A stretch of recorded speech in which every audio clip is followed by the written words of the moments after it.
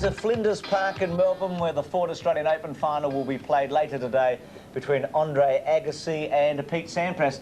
It's a very special welcome to Keith Hillier, who was out here earlier in the week for the Agassi rafter match, weren't you?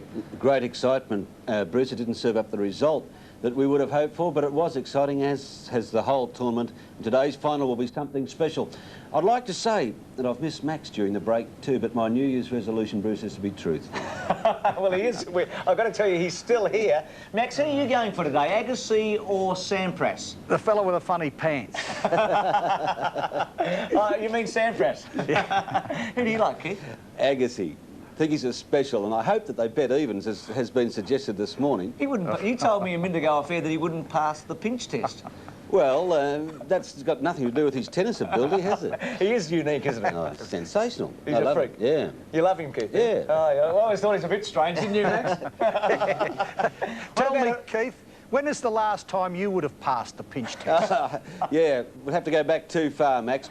Anyway, to matters of racing. What about Hariba, gentlemen? What did you think of that during the week? Well, it was the rebirth of another champion here. Hariba is the best sprinter since Vane and Manikato. Here he is in the Australia Stakes, a Moonee Valley hosted meeting at Flemington. He's in the pink cap. He drew barrier one. There was a substantiated school of thought that the going right next to the inside rail was the worst part of the track. So Simon Marshall steered Hariba 2 or 3 horses away from the rail. He quickly put a gap of 2 or 3 lengths on the rest of the field. And bearing in mind, this is the best field assembled in Australia. For years, collectively, the 11 runners had won $12 million in stakes and won 26 Group 1 races. Now, there's Hariba with electrifying speed, bursting away. I heard you, Max, on 3Z yesterday, quoting someone as a definition of a champion being a great horse who demoralises and thrashes other great horses. Well, surely this is a living example of it. This is the best sprinter we've seen for years. He runs 1/10 of a second outside the record after being eased down. He wins by 5.5 lengths. Swapped the sides of the straight, he would have shattered the record.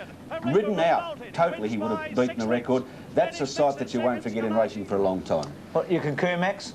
That is one of the great sprint performances of our time. Looking for the equal of that performance, I went back to Todman winning the Lightning Stakes. He beat a horse called Gayport, another outstanding sprinter, by 6 lengths. You look at Vane winning the Craven A Stakes, all up the Flemington Straight. Keith, I'd put a question to you. How much does going around a turn diminish the ability of Hariba? Well, he can do that too. You know, he's a Moonee Valley winner, Max, but gee, he loves the straight. He's almost unbeatable down the straight in distances, perhaps up to 1,400 metres. Now, will he run, do you think, in the Triple Crown? There's been a bonus added by the VATC and the VRC. I think it's $250,000 if one horse can win the Lightning Stakes, the Oakley Plate and the Newmarket. Do you think he'll go for it? Oh, he'll definitely go for it, Bruce. $250,000 bonus. That's the lure if he needed one, because Ken Newman, who's done a marvellous job with Hariba, does intend to set that horse for that treble. Now, Max, I want to mention one of your favourites, Mahogany, Max. Do you remember... Now, how's your memory, Keith? Good. OK. Greg Hall said to you once, didn't he? Yes, I know what you're going to say. You tell me. He said that Mahogany is the only horse that he's ever ridden that you could have your house on first up. Now, he will meet Hariba first up in the Lightning Stakes. Could he beat him? I'll bet your house, not mine. What do you think, Max? It's a matter of price, Bruce. I don't know whether any horse could beat Hariba. But nevertheless, Hariba at 2's on, Mahogany at 5 to 1. I know where my money will be, but then again, I'm a little bit prejudiced when it comes to Mahogany over short courses. Actually, just thinking about that, your house would probably be 2's on and mine about 5 to 1, actually. Yours is worth about 10 times more than mine, no wonder. Oh, no, I don't know about that. Now, Keith, what if Frank Sedgman owns Hariba? Sedgie, one of our greatest tennis players ever, so it's been a terrific week, hasn't it? Oh, it has too. Frank Sedgman's won this Australian Open on 2 occasions. He's the president of the international club for Wimbledon and Davis Cup players. Their club tie is pink and grey, and that's where Hariba got his colours from. Oh, great story. Wonderful horse. Terrific for racing. Now, Hurricane Sky back to form. He won the Blue Diamond Stakes. That was his last victory, actually, nearly 12 months ago. And yesterday he went to the same track, the same distance, and won again. I'm still not quite convinced, Keith, that he's as good as we thought he was going to be. Yeah, I sort of share that doubt with you too, Bruce, but Gerald Ryan, his trainer, doesn't. That's Hurricane Sky guy who's pushed himself up into 4th position after being a little tardy out of the barriers. Now, he's ridden yesterday by Simon Marshall. On the leader is Stephen King, who deserted Hurricane Sky after having won everything on him, including the Blue Diamond Stakes. Now, the tearaway lever, Captivi, just goes too hard, too quickly, and folds. Can't you be caught out? I heard Steve Moran yesterday, I think he's a very good form judge, say that Centivi was breathtaking. He took his breath away when he won at Sandown, and he got a fair bit of rubbishing from Shelley Hancox and also Brian Martin. Well, he didn't take your breath away yesterday, did he? Unless you backed him. Well, he exhausts himself by going too fast, so perhaps he does take your breath away, or takes his own away. But he's Hurricane Sky. Now, Simon Marshall aboard, Steve King getting out the back to last on Centivi, and after the last race, an amazing situation at Caulfield, when Stephen King came into the press room, said to the assembled media, "I'm getting out of racing for a month, I won't ride for a month, I won't go near the track for a month, I'm burned out, I'm buggered." And John Maher, who came with him, said it's a good thing because the boy's exhausted. He's only 25. It's interesting to bring you in on this, Max, because Oliver and King have been really stride for stride throughout the years. What a difference at the moment. Damien Oliver flying back from New Zealand, having won the Wellington Cup. Steve King giving himself a month off. They're poles apart at the moment, aren't they, Max? You rarely see a jockey give himself a month off. I don't know whether it is a good thing, but with John Maher concurring, I suppose you've got to give the idea the benefit of the doubt. I think like all sportsmen, well, I just wonder whether they're not better off riding through, playing through the lull. Stephen King, I don't think, has been riding as well as he was. Perhaps he feels a break is the thing. Others might suggest, keep on riding, Stephen, get over it, because he's a very talented rider, one of the best. And I'm confident, as you pointed out, he's only in his mid-20s, he'll come through it. He will get back to the form that made him one of the best jockeys in Australia. Yes, Max, every jockey has a lull, and most of them do ride through it, but Stevens is mental.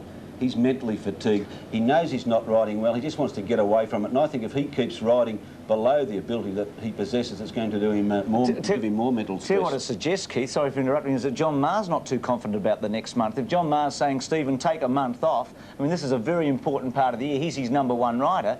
He can't be too confident about the prospects of his stable in the next month. Let's go to Moss Rocket yesterday in Sydney for the Challenge Stakes, which was a pretty good field, I thought, Max. I mean, the old favourites at the top with Big Dreams. Yeah, a good Sydney field, but I must admit that a good Sydney field hardly gets up to the quality of the Australia Stakes. No. But Brawny Spirit, who isn't quite in the Hariba class, gets across quickly and leads, as you would expect. But they were a good field of sprinters without any real dazzling top liners. The winner, Moss Rocket's been a great training performance because he's not a sound horse. He's had a bowed tendon, he's had viruses, he's had operations galore. Where is he in the screen at the moment, He's Max? just been taken to the outside, the flashy chestnut, and you'll see him in 1 second because here comes Moss Rocket. Bruce, I'd like you to take notice too of the strips across the track. They've been painted with vegetable dye to just get the colour right, but Moss Rocket's colour's right. It's going to right into the #1 frame. He's completely outclassing his rivals, and the point with Moss Rocket is how he continues to train on, whether he can stay sound, because if he can, he'll give most of the Sydney sprinters a run for their money. Did the Pope's visit during the week affect the track? It left big brown strips, the aisles where the people were walking up and down, not knee marks, as somebody has remarked.